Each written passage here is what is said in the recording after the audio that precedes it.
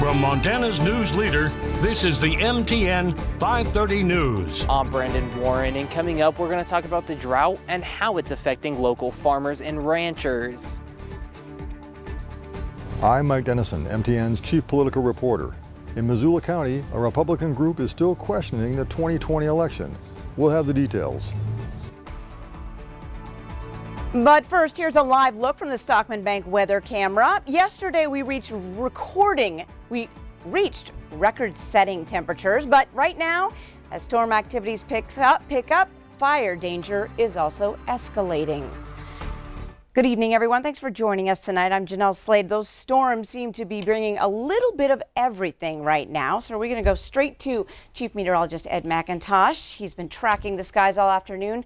What are you seeing right now, Ed? We're seeing everything from pockets of heavy rain to new fire starts and a lot of lightning. As you can see, areas to the west of Billings in particular coming off the mountains. It's been fairly active throughout the afternoon, and it's not really the only location either. Now, all where you see those silver and blue flickers, those are all lightning strikes here over the last short while. As we expand the view over to eastern Montana, that area right around the Baker area heading off towards the Dakotas, a big area of lightning. Also getting reports of about half-inch sized hail with some of those storms. So as we go through the evening, the chance of those storms moving through Yellowstone County around the Billings area and then over towards Forsyth starts to increase by the late evening and then starts to taper off overnight. There's a lot of weather to talk about. We'll have more details on that coming up in just a little while. All right, thanks so much, Ed. Well, new fires are flaring up. Right now, Highway 212 is shut down to one lane in both directions between Joliet and Roberts as a brush fire burns. Travelers are asked to use caution as crews work to douse those flames. Now, the weather did cooperate south of Red Lodge today after the Robertson Draw fire flared up, forcing more evacuations. Crews performed aerial attacks last night and today as other crews on the ground picked up efforts. Now, despite lower activity, the evacuation warning for the Rock Creek drainage area from Point of Rocks following Highway 212 South does remain in effect at this hour. Now, that fire currently sits at 85% containment. Now, with our current string of incredibly hot temperatures and drought, local ranchers and farmers are certainly feeling the heat. Q2's Brandon Warren checked in to bring us the extent. The statewide drought is getting worse, and with that comes a plethora of negative implications for local farmers and ranchers. There's a lot of people that are affected dramatically. You know, I think every ranch right now, anybody with cows is looking at, they're going to cut pretty heavy. And so instead of just some of your older underperforming cattle, they're going to really cut deep. Even us, we're probably not going to bring back as many replacements as we would want to. As Johannes mentioned, many ranchers, including him, will have to cut the size of their cattle herd due to a lack of food. In turn, this lack of food is causing hay prices to skyrocket. Johannes says prices are roughly 4 times higher than the same time last year. So 4 times more expensive, your number one expense in running cattle, and half again better in price. The math doesn't compute, and that's going to force a lot of really tough decisions for ranches going forward. Along with being expensive, hay has been hard to come by for many. And Clint says despite being a small family operation, he has received dozens of calls from people inquiring about the possibility of buying any hay from him. We want to try to help folks out. Unfortunately, you got to stop at some point, and you can't sell because we need hay for ourselves as well. So I had to shut everybody off until we get through second cutting and we know what we're looking at. Although the Johannes' field is irrigated from the Yellowstone River, Clint says the alfalfa hasn't been growing as fast this year due to the excessive heat. In Warden, pray for rain. Brandon Warren, MTN News. Thanks, Brandon. Now, Johannes is hopeful that the warm temperatures will allow him to graze his cattle into November and December to help him save on feed. Well, an update tonight on a man crushed by a bank vault yesterday in the Billings Heights. The family of Josh Cox of Joliet says Josh has a long road to recovery, but he is breathing and in good spirits tonight.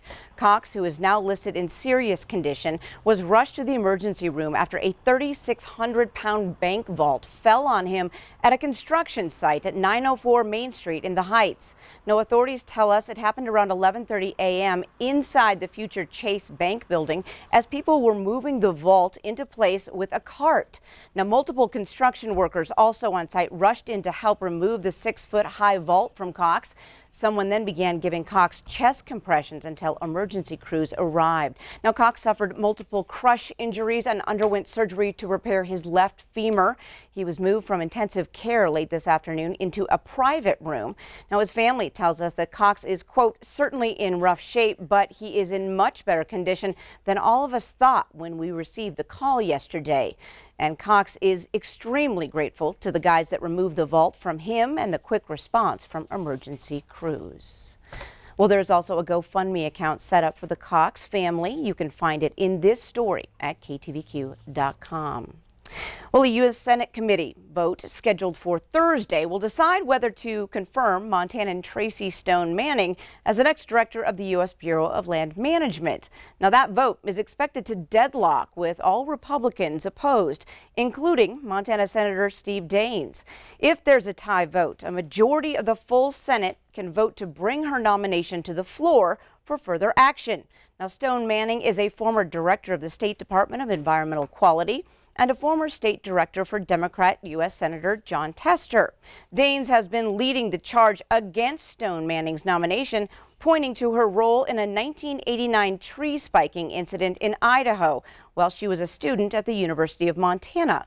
Now, Stone Manning has said she only delivered a letter warning the Forest Service about the spiking and then later testified against those who did it at a federal trial. Now, Daines read from that letter today on the Senate floor and said she didn't speak about the crime until confronted by federal authorities 4 years later. It makes you think that if Ms. Stone Manning was really concerned about the tree spiking, she could have gone to the authorities immediately in 1989 when this occurred. We also now know she had firsthand knowledge about the perpetrators. She knew who did it. She knew all of the details about the crime. If Stone Manning's nomination deadlocks on the Senate floor, Vice President Kamala Harris can break the tie in her favor. Well, in the wake of the 2020 general election, Montana was not a state in the national eye where Republicans made claims of problems with vote counting or ballot security, except in Missoula County, where a local Republican-led group is still sparring with election officials over what it says is the potential lack of a paper trail on thousands of ballots. MTN's Mike Dennison has the story. The Republican group calls itself the Missoula County Election Integrity Project, and starting last fall, it set out to review elements of the ballot security and counting process in the 2020 all-mail election in Missoula. The group wanted to count the submitted affirmation envelopes, which contain a ballot and have the verified signature of the voter, and compare that number to the number of ballots cast. 20 volunteers from the group gathered in a building on the Missoula County Fairgrounds on January 4th, and with county election officials watching, said they counted almost 4,600 fewer envelopes than counted ballots. Republican State Representative Brad Cheetah is a leader of the group. If somebody took in ballots that didn't have an envelope with them, those ballots shouldn't have counted. If there are errors in terms of the number of ballots that were cast, we need to find out where that occurred. But county election officials say that did not occur, and they have the documentation to prove it. We have the envelopes, we have the documentation. This error does not exist. That discrepancy was not found during the canvass, was not found by the observers that were present throughout multiple areas here. Seaman walked us through the multiple-step process of making sure mailed ballots match up with the registered voter who submitted them, and said it's just not possible to have that many ballots without an envelope. He also noted that almost 700 ballots were from overseas voters who don't use an affirmation envelope. But Cheetah's group isn't relenting, and former President Trump even mentioned their concerns during his June 26 speech in Ohio. He said 6% of mail ballots in a certain county in Montana are missing evidence to prove they're legitimate. Cheetah's group has asked for more data, such as voter lists and ballot stubs, that it says can help verify whether invalid ballots were cast. The county says some of that info needs a court order to obtain, and has asked Cheetah's group to pay thousands of dollars in staff costs to gather those data. Cheetah says he feels like the county is purposely making things difficult. That to me, again, is almost a tacit admission of we don't want them to find out easily what is public record and public knowledge, so they're withholding it from us. Seaman says the county is working to provide the information, but at some point, the Election Integrity Project needs to put up or shut up in court. Unfortunately, I think that this is just continuing forward with this false narrative that there have been widespread irregularities. This area is an area where, if there is truly an error, this would be brought up and contested in a court of law. That hasn't been done because there's no merit behind these allegations. Both sides also have appealed to the state's chief election officer, Republican Secretary of State Christy Jacobson, to weigh in on the dispute. She has mostly declined, issuing only a vaguely worded public letter in April that said she would take steps to protect election integrity. We also asked Cheetah where these 3,900 ballots might have come from if they didn't have properly verified envelopes. He didn't really have an answer, but he said he's still not satisfied with the county's explanations. Reporting from Helena, Mike Dennison, MTN News. All right, thanks so much, Mike. Now you can see Mike Dennison's full report on the Missoula County election dispute on our website at ktvq.com. Well, up next on tonight's MTN 530 News here on Q2, as COVID cases and the variant continue to spread across Montana, the Flathead has become a hot spot.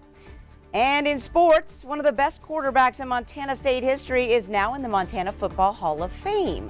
We'll catch up with him in just a bit.